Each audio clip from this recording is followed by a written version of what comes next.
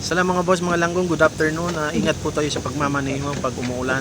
Kagaya kanina may na-encounter kaming yung truck ng flammable tank nahulog doon sa may kalsada na ginagawa yan. Kung makikita po ninyo, sumayad yung pinakailalim niya kaya ingat po tayo palagi.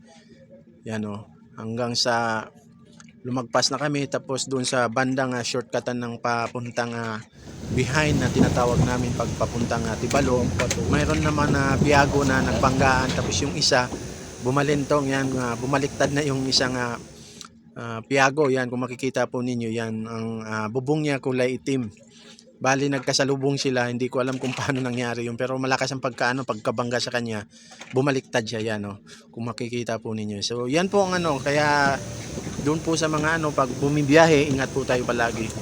Kasi kanina bago kami bumiyahe, yung nagtataka kami yung thermos na dala-dala namin pumutok. So ito pala yung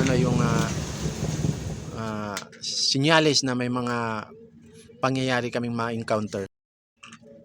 Yang pong kuha na yan, pauwi na kami, nandun pa rin yung flammable tank na hindi pa rin nakukuha hanggang ngayon. Kaya doon po sa mga bumibiyahe, ingat palagi. Bye-bye.